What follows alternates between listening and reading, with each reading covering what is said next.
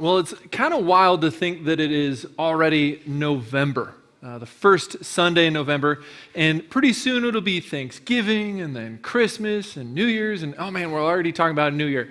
No, this season can get busy, this holiday season, and I figured we would kind of start this message with a little bit of an embarrassing story that involves Trish and I.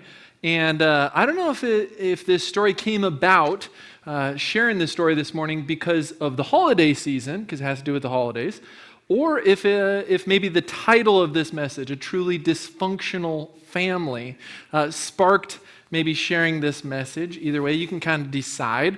But I did warn Trish I was going to share this about 2 minutes before I left this morning. I was like, hey, I'm going to share about, remember that? And she said, oh, wait, what? And I was like, see ya, all right? So we'll see if I get myself in a little bit of trouble here. So this story involves Trisha and I for the first 5 years of our relationship. And my wife Trisha and I would get into terrible arguments every Thanksgiving and Christmas, right? And I mean, like full-blown yelling matches.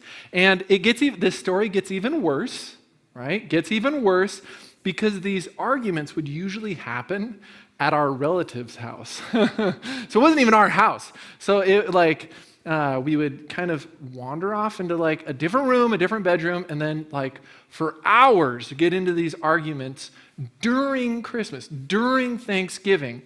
And so we would eventually come back out after having these arguments, and people would be like, whoa, like, didn't know you were still here, right?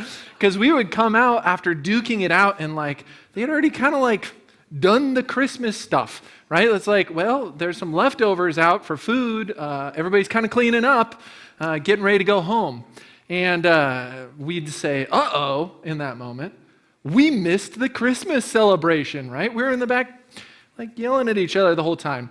And so it always made for an interesting car drive home, because then when you get in the car, you end up arguing even more about missing the celebration on Christmas, right? And many of those arguments over the holidays were actually about family traditions. Which family traditions are we going to honor? So for example, our arguments kind of sounded like this. It's time to leave, right? It's time to leave. We're going to my grandma's for lunch. And then the reply would be, no, I told my mom we're staying here for lunch, right? Well, too bad. We stayed here last Christmas.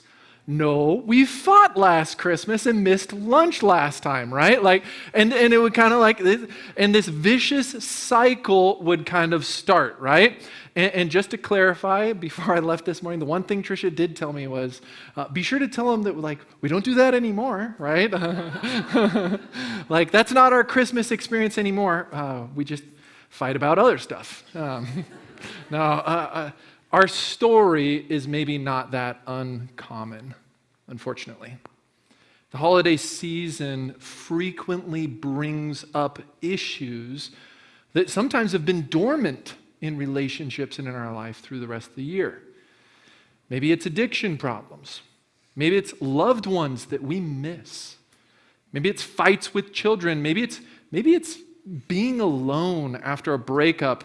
Maybe it's money problems or awkward conversations. Maybe it's relational tensions that we have with that oddball family member, right? Maybe it's just full schedules and exhaustion.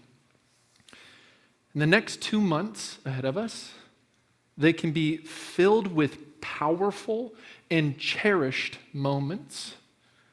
But at the same time, our lives can maybe start getting overwhelming. Our family can start to unravel. Our home can start to feel dysfunctional. And sadly, this is what's coming to many of the homes in our community over the next 2 months. Now, in light of kind of that depressing note, right, we're kicking off this new sermon series this week. And through this series, we're really looking at the story of Joseph in the book of Genesis. And Joseph's life gets overwhelming. Joseph's family unravels, right? Joseph's home is totally dysfunctional. But yet, Joseph's story is a story of redemption and restoration. God completely transforms Joseph's family. That's the story we get to dive into through this series. And Joseph's story, it really aligns even with the big picture of what it is we see God doing in and through our church over the next 5 years. What is that big thing we want to see God doing? Well, we talked about it in September, but building Jesus-centered homes. And a Jesus-centered home is a place where that redemption and restoration can take place. Jesus-centered homes are the hospitals for the sinners and the sanctuary for the saints. Beautiful places. And just like we'll witness, we'll see through this series that Joseph's home, his family are transformed. Hopefully as a church, we can see those similar stories take place over and over in our community. Now this morning, in a moment, we're going to be reading from Genesis chapter 37. If you got your Bible with you, if you've got your phone, you can start turning there. Genesis chapter 37 will be our primary passage this morning. And our plan is to read a bit. We'll read a chunk of that chapter, right? And then we'll pause to basically reflect on how dysfunctional Joseph's family is. And then we'll read a little bit more, and we'll pause again to reflect at how overwhelmingly dysfunctional his family is, right? Really, really dysfunctional. Because this morning, if we want to actually see Joseph's story and understand the miracle of transformation that takes place, we have to start with getting a firm grasp of where they started. We have to see and understand the raw material that God was working with in this story, right? And hey, probably along the way this morning, we might even realize that Joseph's family is even more messed up than ours, right? Like Joseph's family is truly dysfunctional. So let's start reading, and then we'll pause, and we'll read, and we'll pause. We'll take a look at chapter 37 together. So chapter 37, we're actually going to pick up in verse 2. So verse 2 says the following: "These are the generations of Jacob. Joseph, being 17 years old, was pasturing the flock with his brothers.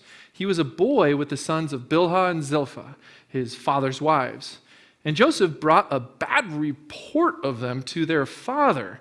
Now Israel loved Joseph more than any other of his sons, because he was the son of his old age.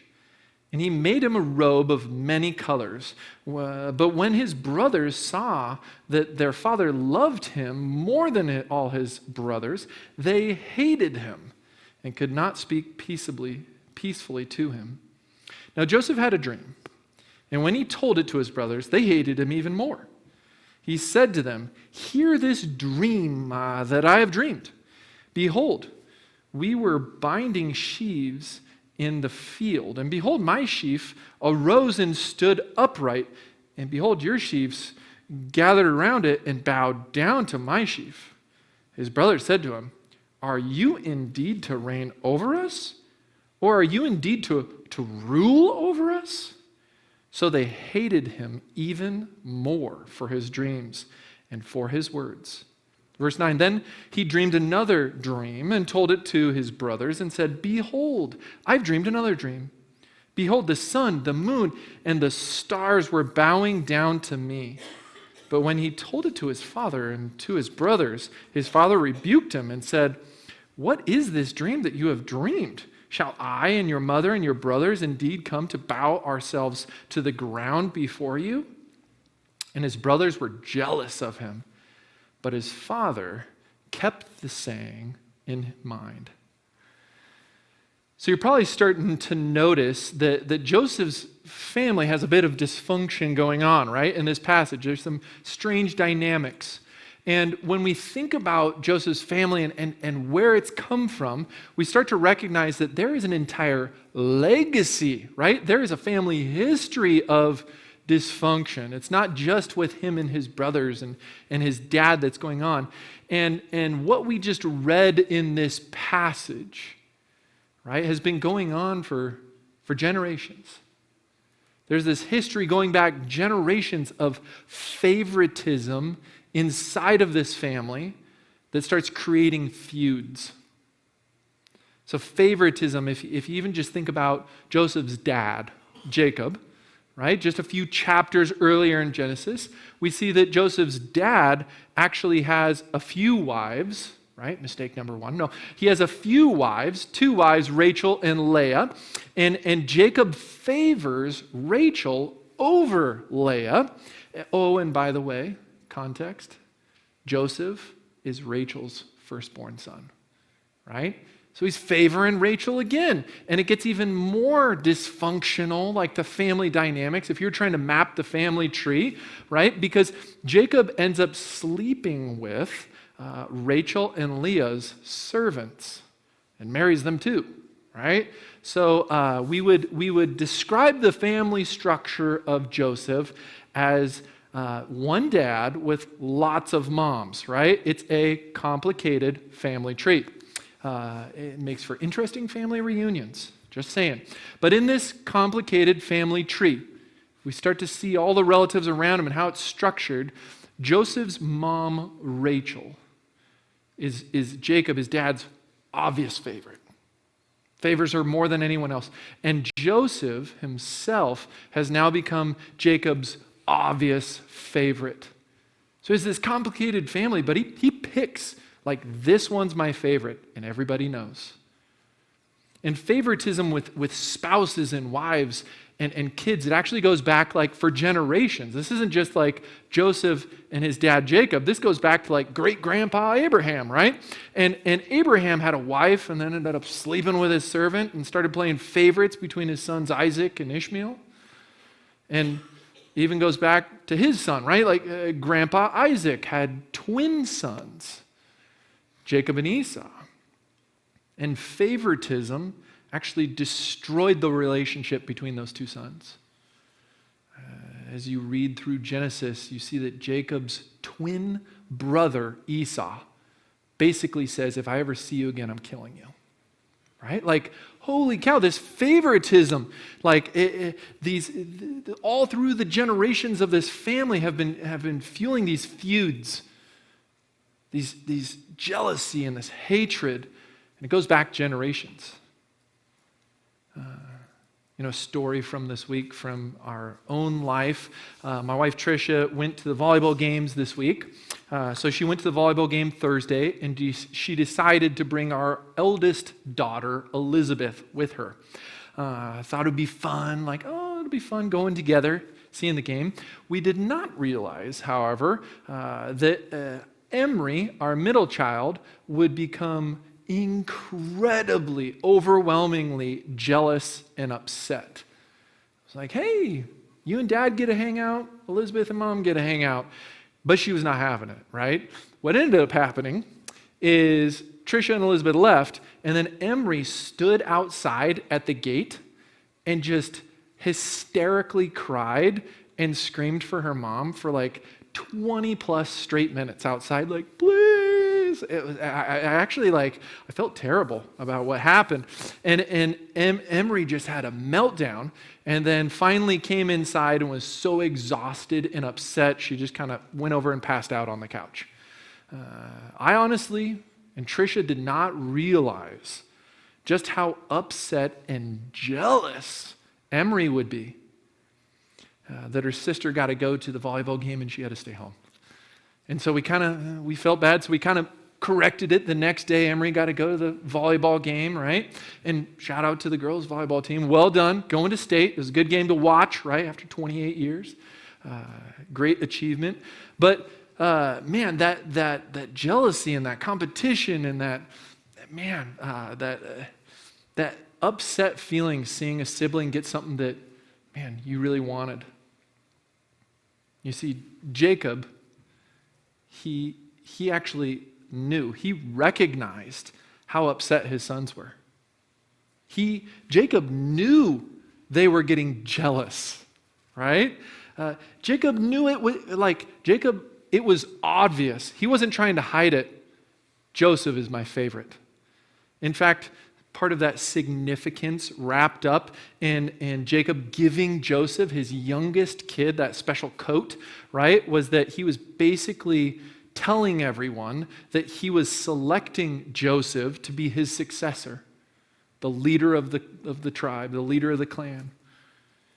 And the wild part about this story is, man, we felt bad when Emery was outside and was jealous, but Joseph kind of didn't really care. He didn't take any steps to address it. In fact, he was making it obvious. Hey, if you got a question, I favor Joseph more. He's my favorite. And this favoritism inside of this family, it just fuels these tensions and these feuds. And it's been going on for generations. For Jacob, he said, well, that's the way it was with my dad, right? And yes, Joseph's family is so dysfunctional. And the end result of all this jealousy, right? It's hatred. They hate each other. These members of the family, siblings, brothers, they hate each other. Genesis 37:4. But when his brothers saw that their father loved him, Joseph, more than all his brothers, they hated him and could not speak peacefully to him. It's destroying their family. Now, Joseph's family story continues, but it only gets worse. Joseph's family right now, as we're reading this first part of the passage, right? They're dysfunctional, broken, but they're sort of kind of making things work, right? It's sort of not completely destroying itself. It's sort of working. But in this next section of the passage we're going to read, the family crumbles into destruction, right? It almost goes beyond dysfunctional, like the level above, and goes into like complete disintegration of the family. It starts tearing itself apart. We'll pick up our story in verse 18. But what happens leading up to verse 18, Joseph's dad, once again, selects Joseph, his favorite, to go check up on the brothers, right? Basically, Jacob has assigned to Joseph this role of like supervisor. So the youngest brother is the supervisor to go check up on his make sure they're working hard. I remember last time he gave that bad report, like, older brothers are slacking off, Dad, right? So our story picks up with supervisor Joseph, and he's coming down the road to come check up on his brothers, make sure they're working hard. And let's pick up our passage in verse 18 and see what happens. They saw him, Joseph, from afar. And before he came near to them, they conspired against him to kill him. They said to one another, here comes this dreamer. Come now, let us kill him and throw him into one of the pits. Then we will say that a fierce animal has devoured him. We'll cover it up, right? And we will see what become of his dreams. But when Reuben heard it, he rescued him out of their hands, saying, let us not take his life. And Reuben said to them, shed no blood, throw him into this pit here in the wilderness, but do not lay a hand on him. Reuben said this, that he might rescue him out of their hand to restore him to his father. So when Joseph came to his brothers, they stripped him of his robe, the robe of many colors that he wore. And they took him and threw him into a pit. The pit was empty. There was no water in it. Verse 25. Then they sat down to eat. And looking up, they saw a caravan of Ishmaelites coming from Gilead, with their camels bearing gum and balm and myrrh, and on their way to carry it down to Egypt. Then Judah, got an idea. Judah said to his brothers, what profit is it if we kill our brother and conceal his blood? Come, let us sell him to the Ishmaelites, and let not our hand be upon him, for he is our brother, our own flesh. And his brothers listened to him. Then Midianite traders passed by, and they drew Joseph up and lifted him out of the pit and sold him to the Ishmaelites for 20 shekels of silver. They took Joseph to Egypt. When Reuben returned to the pit and saw that Joseph was not in the pit, he tore his clothes and returned to his brothers and said, "The boy is gone, and where shall I go?" Then they took Joseph's robes and slaughtered a goat and dipped the robe in the blood. And they sent the robe of many colors and brought it to their father and said, "This we have found. Please identify whether it is your son's robe or not." And he identified it and said, "It is my son's robe. A fierce animal has devoured him." Joseph is without doubt torn to pieces.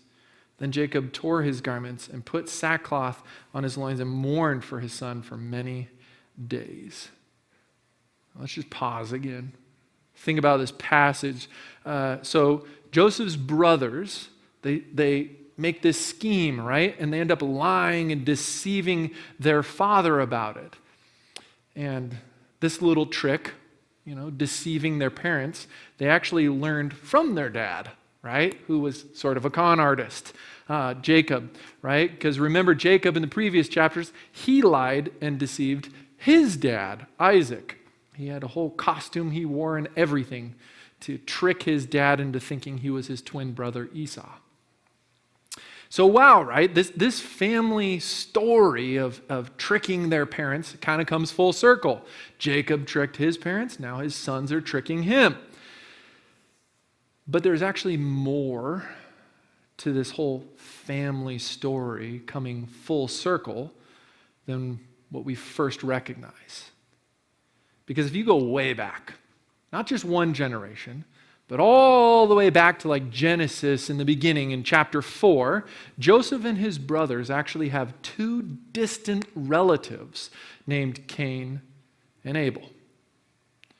And in Genesis chapter 4, Cain is jealous of his brother Abel, right? And so Cain meets his brother out in the field, right? Hey, come out with me out into the field. And then he attacks his brother Abel and kills him. And now Joseph's brothers, right, are repeating this same scenario. They're out in the field. But then Reuben, he kind of knows this story of their ancestors, and it didn't end well for Cain, right? And so Reuben says, wait, like, let's not actually kill him. Like, phew, right? Crisis averted. But then there's a little twist on the Cain and Abel story that happens. See, it's not quite that they kill their brother Abel, but if you go back to Cain and Abel's story, in Cain's life, he's warned that sin is like a wild beast. It's lurking outside the door. It's crouching at the door, and sin wants to pounce. It wants to devour Cain. Well, Joseph's brothers basically say, hey, Dad, there was a wild beast lurking, and it pounced and devoured Joseph, right? A fierce animal has devoured him. And so there's this wordplay and this twist on the story of Cain and Abel that's happening here.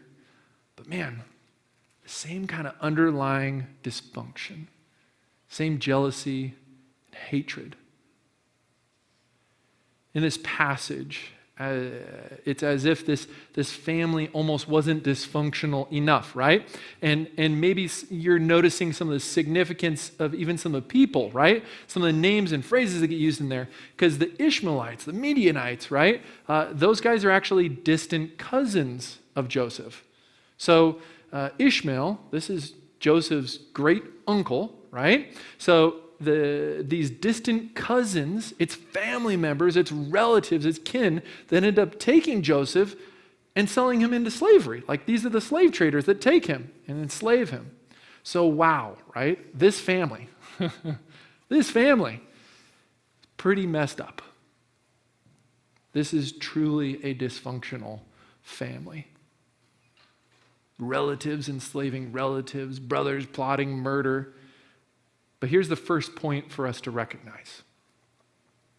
There is hope even in their hopelessness. Even in this hopeless moment, there is hope and their hopelessness. This family is messed up, right? And it seems hopeless. I mean, just look, there are generations of patterns, generations worth of lying and cheating and deceiving and jealousy and hatred. But check this out. God still wants to use even this family. God still has a plan, even for this dysfunctional family that's fallen apart. God cares even about this broken family. There is hope in their hopelessness. There is hope despite their dysfunction. And that's actually how the story of Joseph, quick preview, that's how this series ends. That's how this story ends, right? The book ends with Joseph basically getting sold into slavery, and his brothers come down, and Joseph meets with his brothers. And this whole story of Joseph's life, it ends with them saving millions of people. Like, there's this terrible plague that's coming generations from now, decades from now, and their story ends up saving everyone's life. This book ends with Joseph turning to his brothers who betrayed him, by the way, right? He turns to his brothers who betrayed him and says, "You intended to harm me, but God intended it for good, to accomplish what is now being done, the saving of many lives." And so we can make it kind of a key observation at this point from Joseph's story. So our first key observation is that if God can transform this family, there is hope for any family. If God can use this family, if he can transform this family with how broken they are, there is hope for any family. You know, there's some that think of, man, all the brokenness, maybe broken relationships with siblings and family members, things that have festered for possibly years. Maybe it seems too good to be true. But there is hope for any family. Maybe you're rightfully skeptical. Because, after all, maybe it just seems hopeless. I gave up on that. Michael, you don't understand. My family has this history for generations of lying and cheating and deceiving and jealousy and hatred. Here's what I would challenge you to do. I would challenge you to really listen to Joseph's story. Really listen to this story. If God can transform this family, there is hope for any family.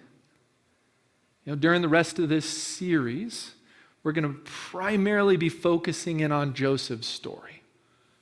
After all, it's Joseph. The series is Joseph, right? We're going to primarily focus in on Joseph's portion of the story, but I thought it might be important for you to just briefly recap a secondary story. This sort of happens in the background in the text, and it's part of this family story that we might miss otherwise. See, as we think about Joseph, he is sort of the primary character, right?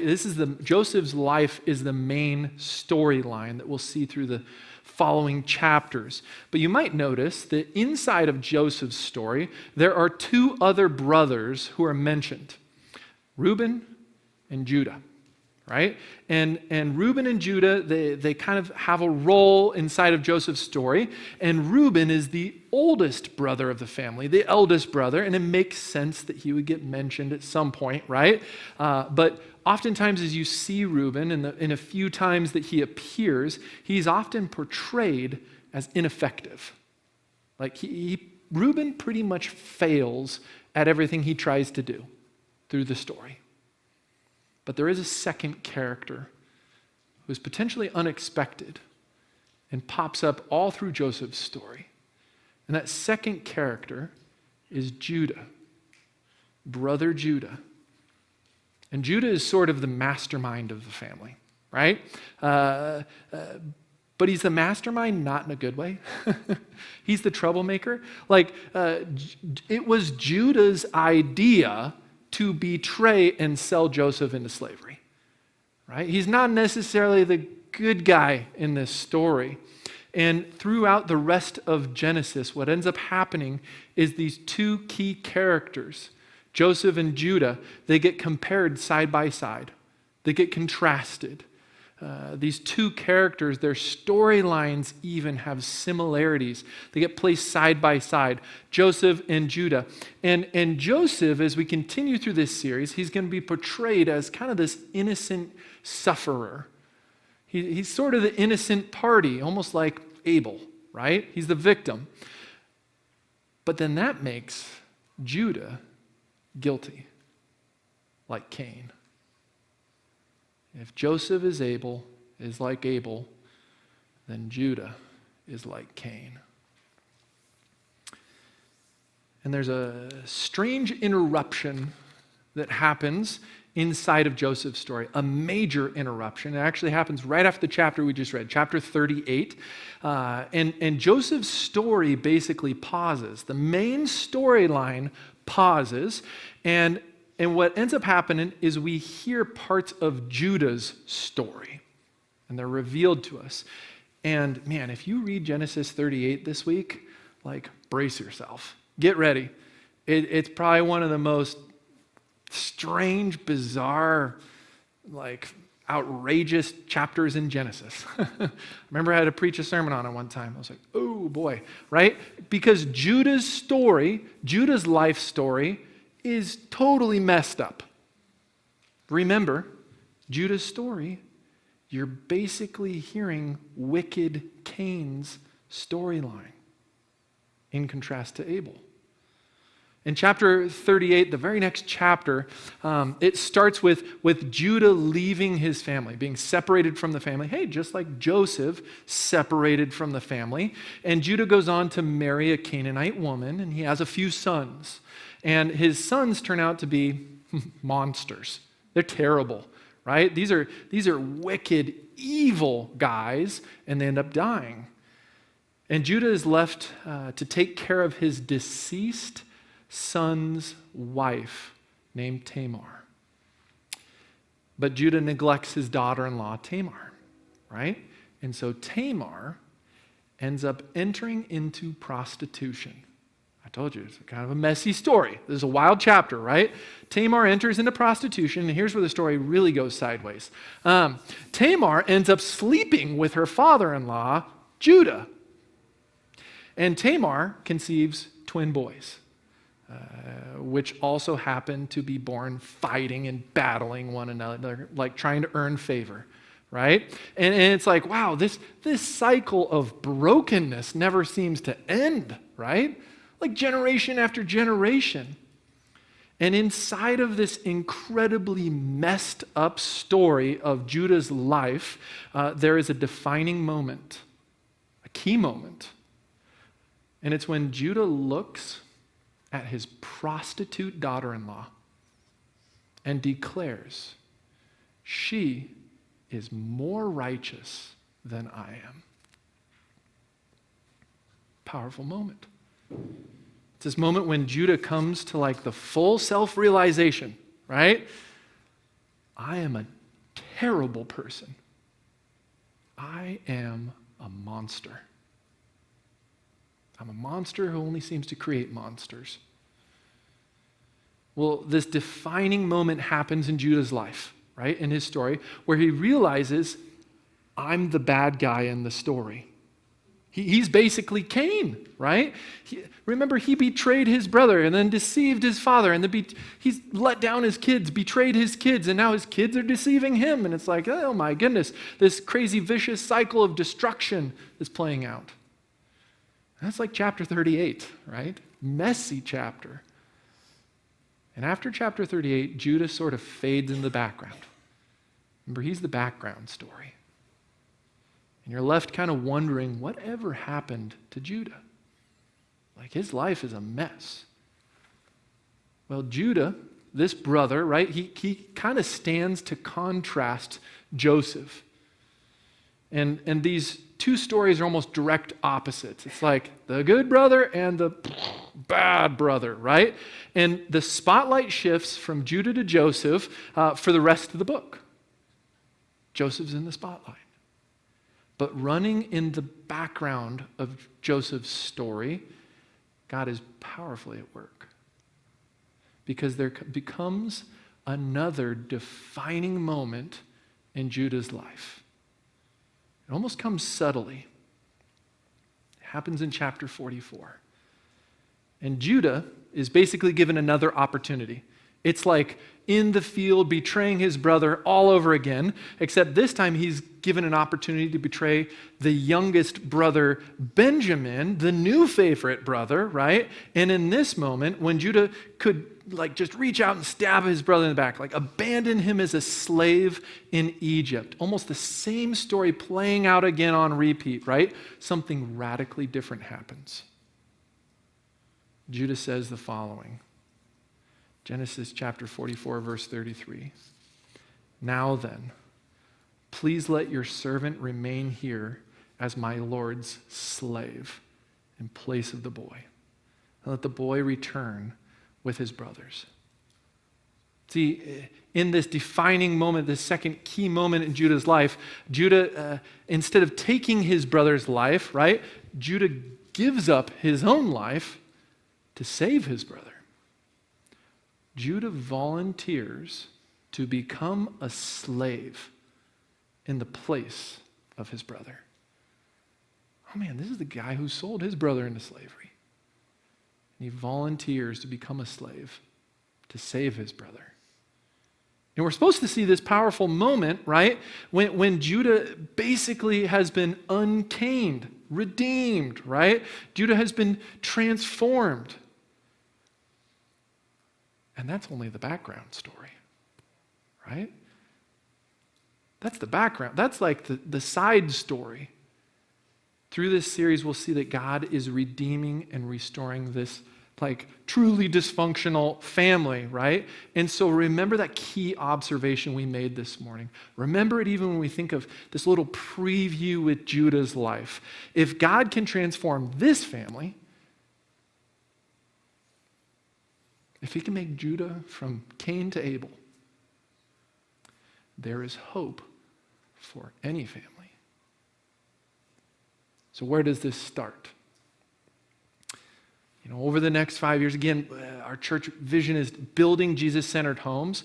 We want to create homes in our community where similar stories of redemption and restoration can take place.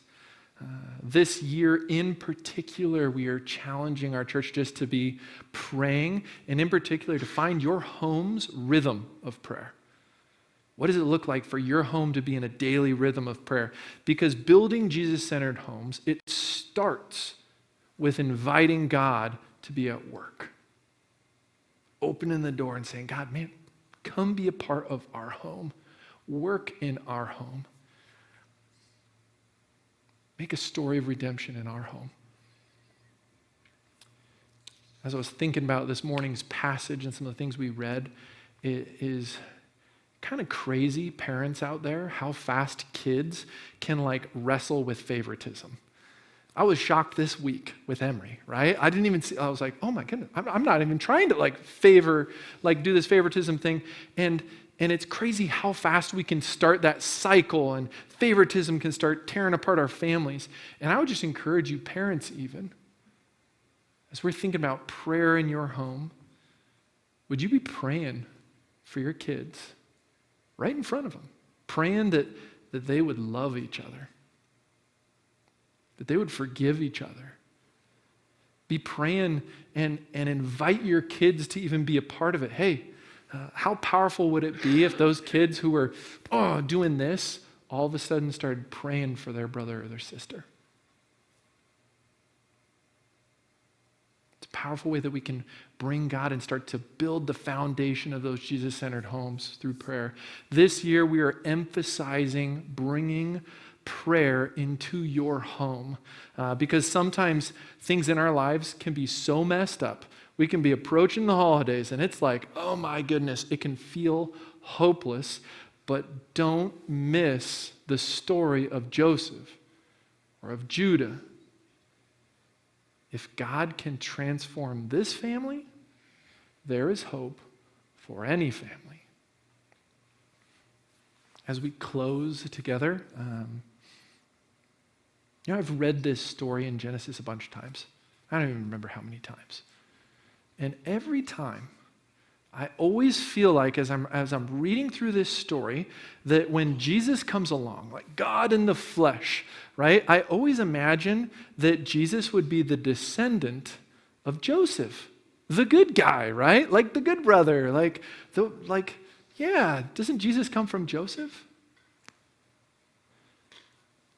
Jesus is a descendant of Judah. Sort of the ultimate redemption of Judah. Like, what a shocking reversal. Judah's first sons are evil and wicked.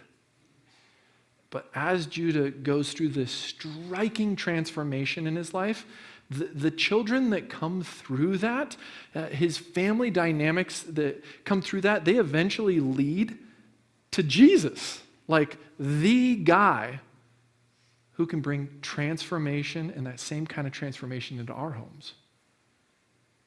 As we continue this series, as we look at Joseph's story, and through the next weeks, Joseph's going to be in the limelight, right? We probably won't talk about Judah as much, but do not miss the depths and the degrees of restoration that God brings to this dysfunctional family. If you really recognize, if you read chapter 38, it's terrible. If you really recognize how broken they were, then you'll realize that if God can transform this family, there's hope for any family. Let's pray together.